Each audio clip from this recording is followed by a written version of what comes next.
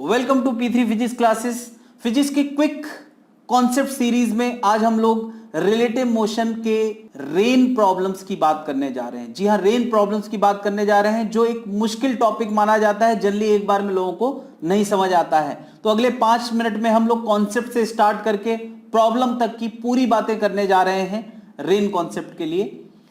सबसे पहले हम एक बेसिक कॉन्सेप्ट से शुरुआत करते हैं कि जब हम खुद मोशन में होते हैं और भूल जाएं कि हम मोशन में हैं, तो हम अपना मोशन पलट के सामने वाले के अंदर देखते हैं। ऐसा कई बार रेलवे प्लेटफॉर्म में होता है कि हमारी ट्रेन चल जाती है, लेकिन हम देखते हैं कि बगल वाली ट्रेन पीछे की तरफ जा रही है।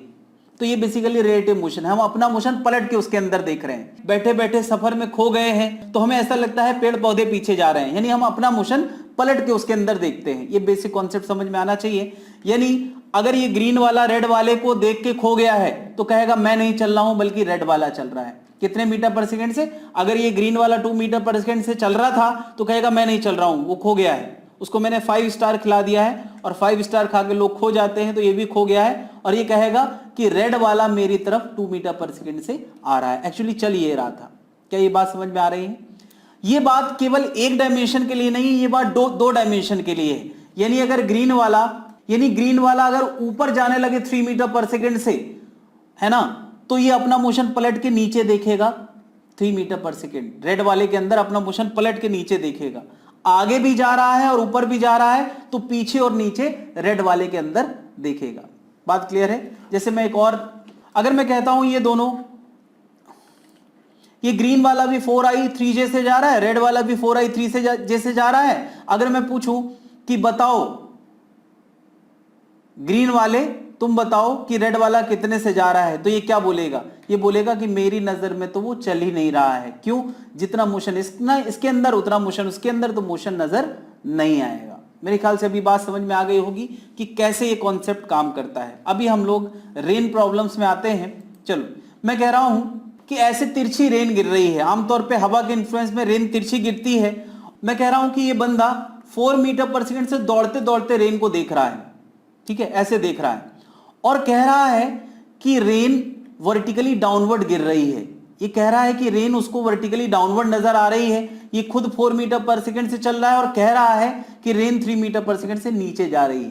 क्या रेन के अंदर एक्चुअली 2 कंपोनेंट होंगे, आगे भी होगा और नीचे भी होगा। मैं उन कंपोनेंट को ऐसे लिख देता हूं, Vxi कैप माइनस Vy जे कैप, आगे और नीचे। तो अभी मैं कहूं कि रेन का हॉरिजॉन्टल कंपोनेंट कितना होगा, जबकि ये कह रहा है कि उसको हॉरिजॉन्टल नजर नहीं आ रहा है। मेरे ख्याल से बात समझ में आ गई होगी।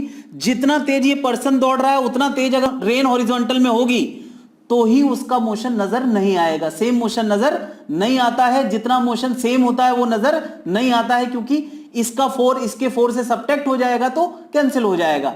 यानी एक कंपोनेंट हमें तुरंत समझ में आ गया, 4i कैप। क्या समझ में आ गया? और दूसरा कंपोनेंट, क्योंकि ये कह रहा था कि मुझे 3 से नीचे आता हुआ नजर आ रहा है, तो इसका मतलब दूसरा कंपोनेंट -3j होगा। भाई वो तो बदलेगा नहीं ना, इसके अंदर रेन वाला वर्टिकल कंपोनेंट तो है ही नहीं ना। और जो वर्टिकल कंपोनेंट है नहीं तो जो है वही नजर आएगा। क्या बात समझ में आ रही है? यानी रेन के अंदर एक्चुअली 4i 3j की वेलोसिटी थी, क्योंकि मैन भी 4i से दौड़ रहा था, तो ये दोनों कैंसिल हो गए, और -3j नजर आने लगा। रेन माइनस मैन, अगर रेन से मैन खत्म करोगे तो केवल -3j नजर आएगा, 4i नजर नहीं आएगा।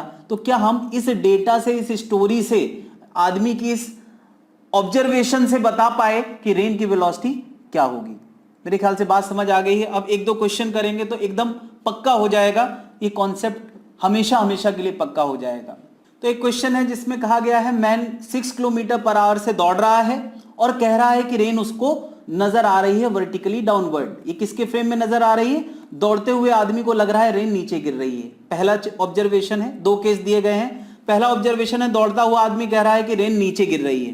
ठीक है, तो एक बात तुरंत समझ में आ गई, मैन 6 से दौड़ रहा है तो इसके अंदर एक Vx कंपोनेंट होगा। वो कितना होगा? ऑब्वियसली 6 होगा। जब बराबर है तभी तो नीचे नजर आएगा। और एक कंपोनेंट Vy होगा। अभी वो नहीं समझ में आया। अगला केस देखो जरा, जब मैन 12 से दौड़ने लगा है, रेन 6 से आगे जा रही है, Vy से नीचे जा रही है और अभी ये 12 से आगे दौड़ने लगा, तो क्या मैन के रिस्पेक्ट में इस 6 में 12 सब्ट्रैक्ट कर दो।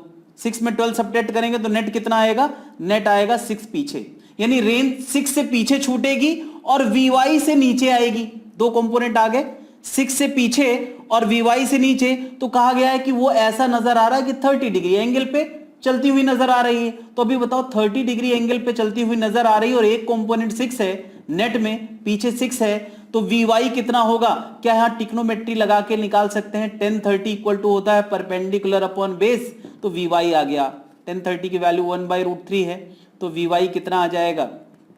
1/√3 इक्वल टू 6/Vy, तो Vy का आंसर 6√3 किलोमीटर पर आवर आ गया। क्या दोनों कंपोनेंट आ गए? 6 आ गया और 6√3 किलोमीटर पर आवर आ गया। तो हम रेन का वेक्टर आंसर लिख सकते हैं 6i - 6√3j। और अगर उसका कोई मैग्नीट्यूड निकालना चाहेगा तो सबको पता है मैग्नीट्यूड हम लोग कैसे निकालते हैं, और ये मैग्नीट्यूड सॉल्व करके 12 किलोमीटर पर आवर आएगा। मेरे ख्याल से ये बात अब और क्लियर हो गई होगी। तो इतने में अगर कॉन्सेप्ट क्लियर हो गया है तो आप लोग इन हो चुके हैं। और टफ प्रॉब्लम के लिए मेरे चैनल पे विजिट करें, इसी कॉन्सेप्ट पे और भी 2-4 प्रॉब्लम्स मिलेंगी। अगर कॉन्सेप्ट समझ में आ गया है तो इस वीडियो को ज्यादा से ज्यादा लाइक करें, और आपके दोस्तों का भी अगर यही कॉन्सेप्ट ढीला है तो उनको ज्यादा से ज्यादा शेयर करें, और मेरे चैनल P3 फिजिक्स में जाके लगातार वीडियोस देखते रहें। Thank you.